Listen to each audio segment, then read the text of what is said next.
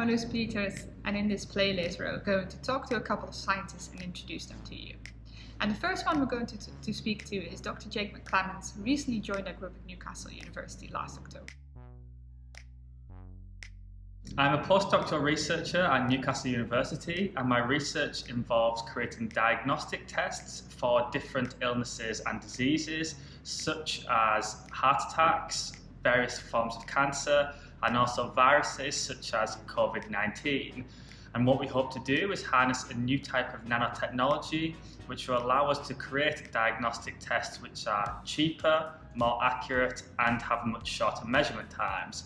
And as everyone can sort of appreciate now with COVID-19, having accurate and fast and cheap tests can be really good to public health, but also to reducing large costs to healthcare systems and governments.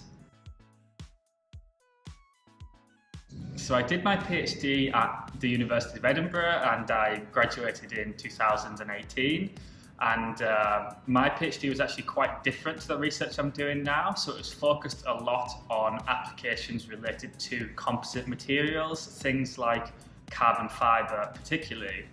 So although my research was very little overlap with biosensors and diagnostic tests, the core research, the core science for these was very similar. So both projects very much focus on the interactions between soft materials at a very small scale. So although the applications were quite different, the core science which underpins both projects are quite similar, and this has allowed me to transition to two quite different fields. So I wanted to do a PhD because I was always interested in research, and this was really increased as well when I did my undergraduate final research project.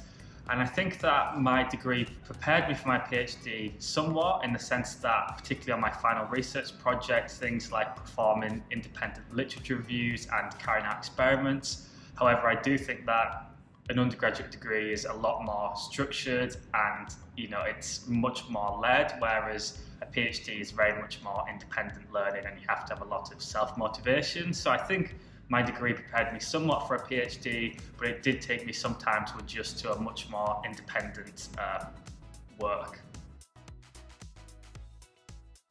So I really love living in Newcastle. I was brought up in a small town called Redcar, which is only about an hour's drive outside of Newcastle. So I've been visiting since I was a child and I've always really liked it. In particular, I think that it's got a lot going on, like great culture, things like music venues and museums and art galleries, restaurants and bars. But it's also really close to a beautiful coastline and the countryside as well. And on top of that, it's quite reasonably priced. So I feel like the combination of all these things is actually quite rare, and that's what makes it, for me, a really great place to live.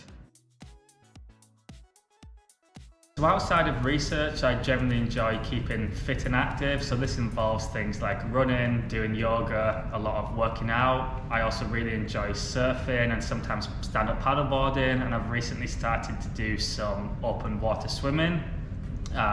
Away from this, I also like attending music festivals, going traveling, a lot of socializing with friends. So hopefully that, once things settle down with the pandemic, these things can start up again.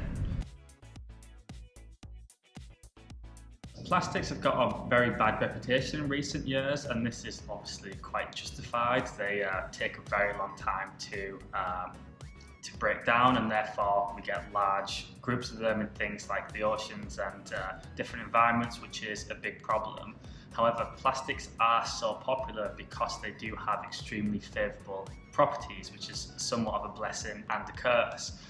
And using plastic in our devices has a number of key advantages, which allows us to make tests which are faster, cheaper and more accurate. General tests on the market today use animal antibodies, which means that we have to essentially harvest a lot of animals to create these tests, where our tests that we develop are completely synthetic, and therefore they are essentially animal-free technology, which obviously is better for animal welfare.